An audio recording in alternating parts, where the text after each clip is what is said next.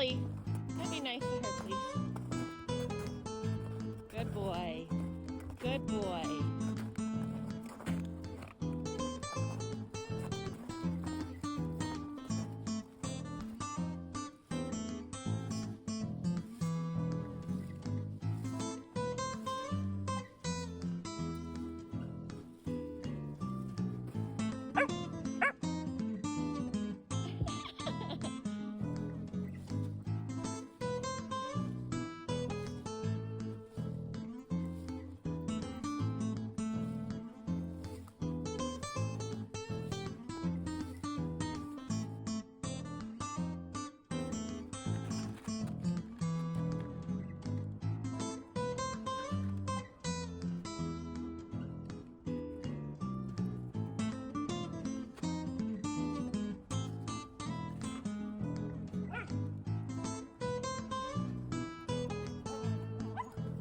Oh, too much.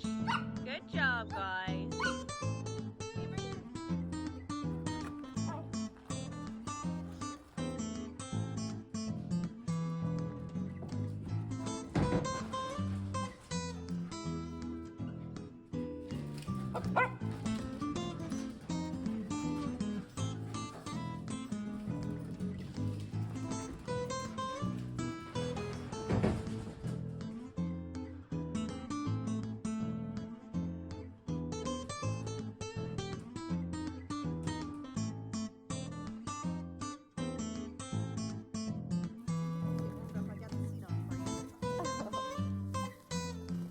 Go, buddy. What are you doing? This little guy, see? Good boy, Ollie. Now you're curious about him. See, he's not scary. Good boy, Ollie. 4 days. Good boy. That was good.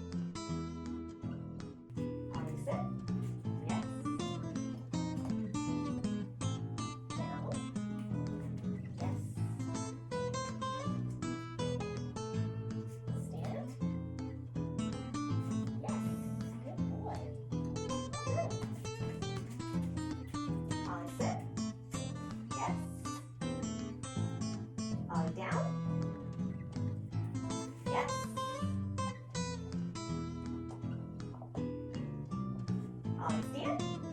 Yes. Well done. Good job.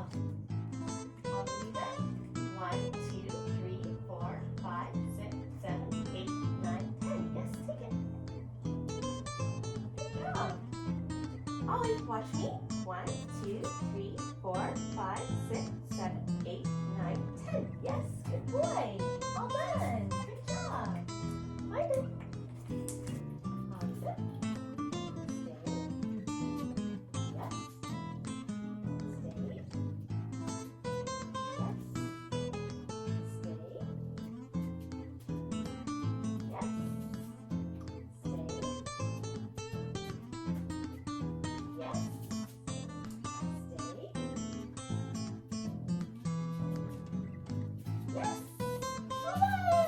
Job. Ollie, ring the bell. Yes, good boy. Ollie, go count 'em. Yes, good boy. Ollie, stay. Yes.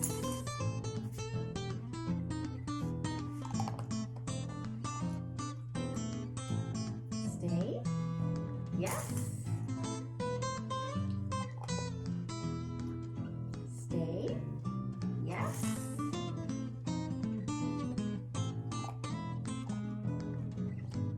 Stay. Yes.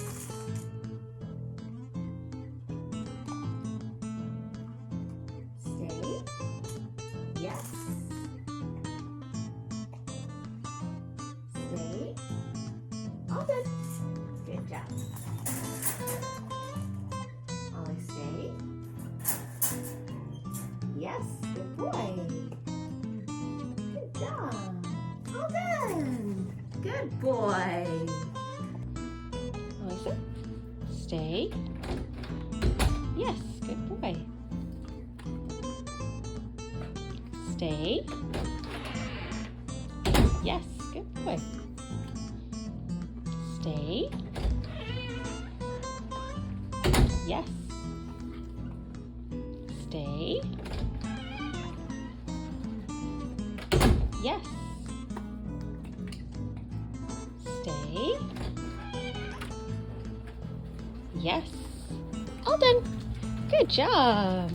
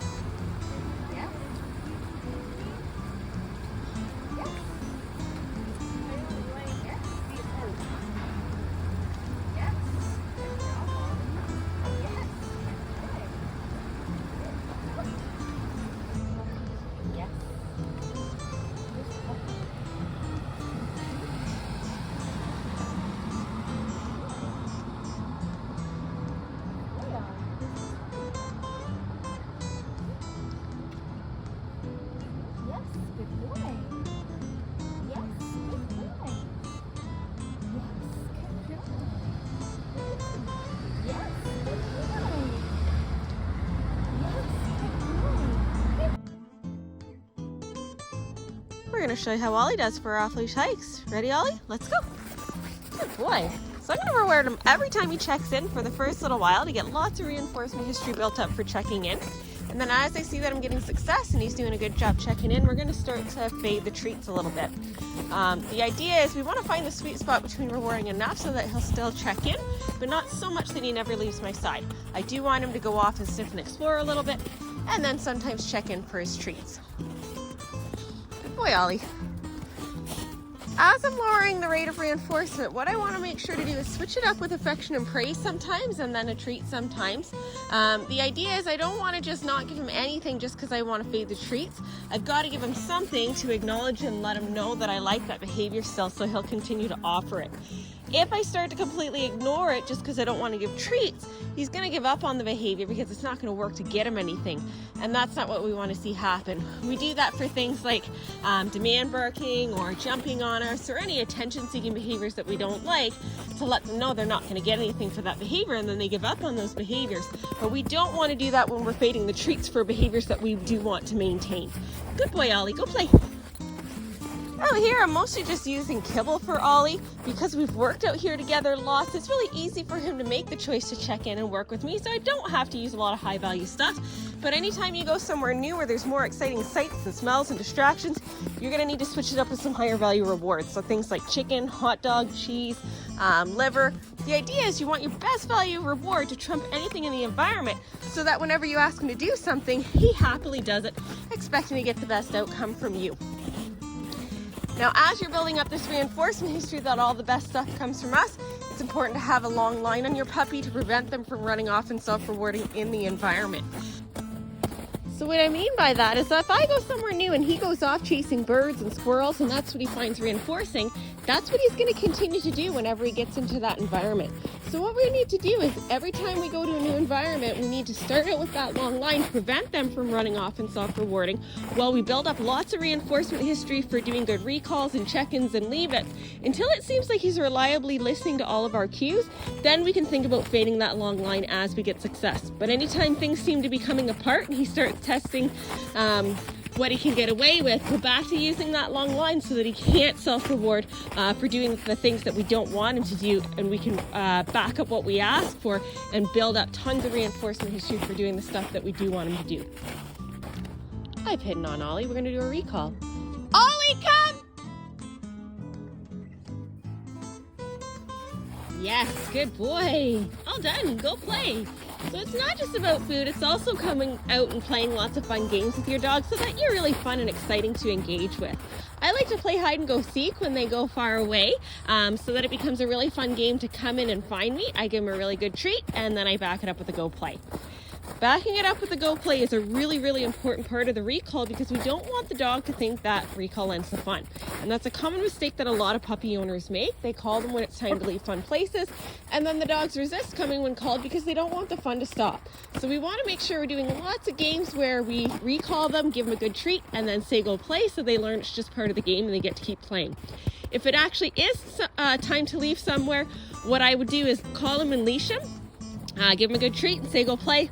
Let him play dragging his leash for a few minutes and then just pick up the leash and go without using the word come so he's not making the association that recall is going to end the game.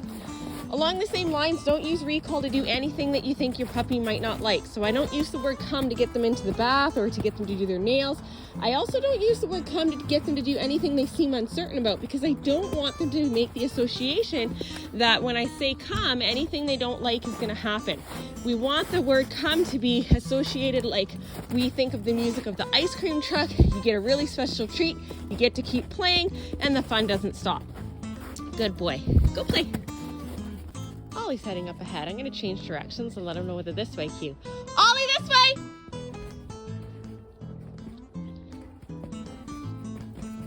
Yes, good boy. All done. Go play. So realistically, the reward for this way does not always have to be a food reward. It really is just an indication that we're going to change directions, so it's a cue to follow. And the reward for it could just be we're going to go have fun in a different direction. It's not always a food reward, but if he comes racing in like he just did, I do like to give a food reward to encourage a really fast response like that in the future.